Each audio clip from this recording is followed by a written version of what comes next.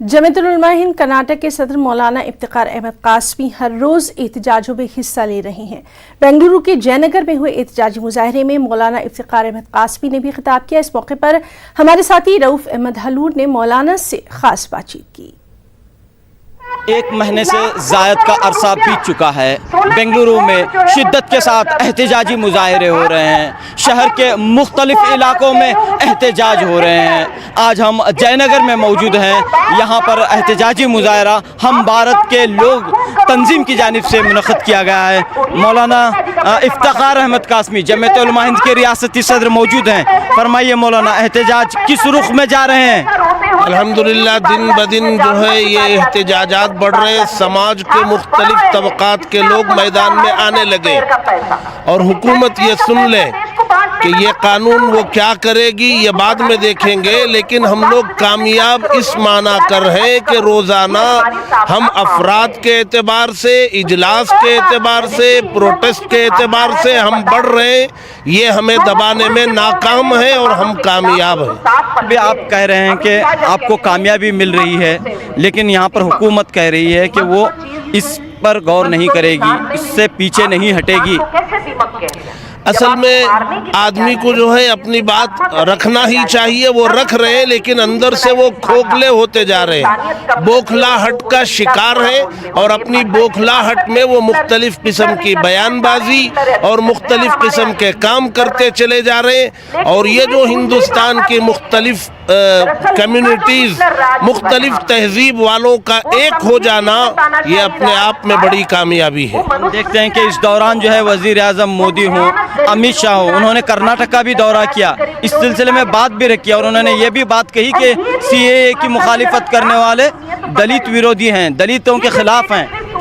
असल में एक तो यहाँ अमित शाह जी आए थे, लेकिन उन्होंने इस पर कोई चर्चा नहीं की है, और अगर करते हैं तो अल्फाज का धोखा देते हैं, और जब उस अल्फाज का खुलासा किया जाता है तो मालूम हो जाता है कि ये आवाम को धोखा दे रहे हैं। तो अगला कदम क्या रहेगा आपका? ये चलेगा, देखते हैं। अभी सुप्रीम कोर्ट का मसला है और वो भी सामने आने दीजिए। अपने बड़े पॉलिसी पर गौर कर रहे हैं, हम तो अपने बड़ों की हिदायत पर चलते हैं, तो जो हिदायत मिलेगी उसमें आगे बढ़ेंगे। एनपीआर अप्रैल से शुरू होने वाला है। एनपीआर की कार्रवाई, अभी एनपीआर बहुत दूर है, उससे पहले इनको ऐलान करना पड़ेगा कि हम ये नहीं करेंगे।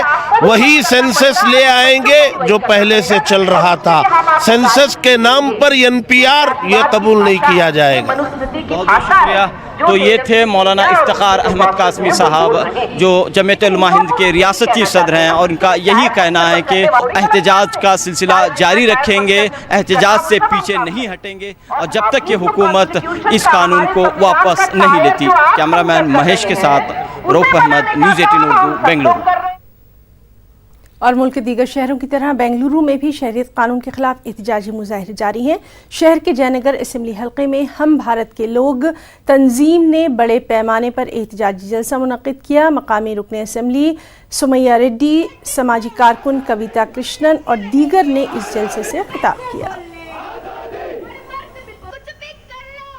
एहतजाजों में बिला तफरीक व मजहब व मिल्लत लोग हिस्सा लिए हुए हैं। कविता कृष्णन हमारे साथ मौजूद हैं, जो सोशल एक्टिविस्ट हैं। बताइए मैडम कि यहाँ पर इस प्रोटेस्ट को, बहुत सारे प्रोटेस्ट आपने देखे हैं, बेंगलुरु के प्रोटेस्टों को आप किस तरह देख रही हैं? मैं देश भर में actually All India People's Forum और CPIML की तरफ से जा रही हूँ, लोगों से बात कर रही हूँ। तो उसमें मैं जो कहना चाहती हूँ कि सबसे मुख्य बात जो NRC, NPR, CAA को लेकर के जो समस्या है, जो बात है, वो ये है कि ये जो है ये हमारे देश के लोगों को, सभी लोगों को, सिर्फ अक़लियत समुदाय के लोगों को नहीं, सभी लोगों को सरकार का गुलाम बना देगी, रूलिंग पार्टी का गुलाम बना देगी। कैसे? क्योंकि NPR के तहत जो लोकल सरकारी बाबू होगा, तहसीलदार होगा, उसके पास राइट हो जाएगा कि वो आपके नाम के सामने डाउटफुल सिटीजन लिख दें कि आप संदिग्ध नागरिक हो। उसके बाद में आपकी वोटिंग राइट गई, और उसके बाद आप साबित करते रहो भाई, कागज़ वागज़ दिखा करके NRC में किसी तरह अगर आपके पास कागज़ हैं, तब भी हो सकता है आपके खिलाफ कोई कंप्लेंट कर दे, कह दे कि कागज़ फर्जी है। इसमें सोचिए कितना भ्रष्टाचार होगा। गरीबों का कितना शोषण होगा इसमें, चाहे वो किसी भी धर्म के हो, किसी भी समुदाय को हो। इसलिए हम तो कह रहे हैं कि ये इसका विरोध करना जो है ये लोकतंत्र को बचाना, क्योंकि लोकतंत्र का मतलब है देश के लोग सरकार को चुनते हैं। इसका इस्तेमाल करके सरकार जो है वो देश के लोग कौन होंगे, वोटर कौन होंगे, वो चुनेगा। तो आपका कहना है कि सीएए के साथ एनपीआर की भी मुखालिफत की जानी चाहिए? बिल्कुल, एनपीआर माने एनआरसी और सीए के साथ साथ में एनपीआर ही पहला कदम है। एनपीआर की मुखालफत और एनपीआर रोको, क्योंकि एनपीआर सेंसस नहीं है। सेंसस में किसी सरकारी अधिकारी के पास ये अधिकार नहीं होता है कि वो आपको संदिग्ध नागरिक बता दें। वो कोई जांच नहीं कर रहा है आपकी चीज़ों का। एनपीआर में है ये प्रावधान, जो वाजपेयी सरकार के समय लाया गया था कानून में, और इसलिए वो जब तक कानून से नहीं हट जाता तब तक जो है किसी भी इस तरह का सर्वे बिल्कुल नहीं होने देंगे। एहतजाजों में जोश और जज्बा पैदा करने के लिए कई आर्टिस्ट, कई गुलकार भी हिस्सा लिए हुए हैं। एक आर्टिस्ट अरशद साहब हमारे साथ मौजूद हैं, गुलकार हैं, बताइए। मैं राइटर हूँ भाई। क्या पेश कर रहे हैं सर यहाँ पे? जो मैं अभी पेश किया वो पेश करना।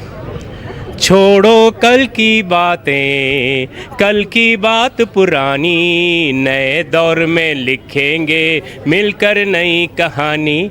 हम हिंदुस्तानी, हम हिंदुस्तानी, हम हिंदुस्तानी, हम हिंदुस्तानी। गांधी जी की बातों को तुम समझो यारो, लुट रहा है देश, तुम्हारा देश बचा लो। राम के नाम पे करते हैं ये ना इंसाफी, इन हथियारों को रोके मिलकर हम भाई। नया दौर है, नई उमंग है, अब है नई जवानी। हम हिंदुस्तानी, हम हिंदुस्तानी। हुकूमत से ये मांग की जा रही कि वो फौरी तौर पर सीए, एनआरसी और एनपीआर को वापस ले। कैमरामैन महेश के साथ रऊफ अहमद, न्यूज़ 18 उर्दू, बेंगलुरु।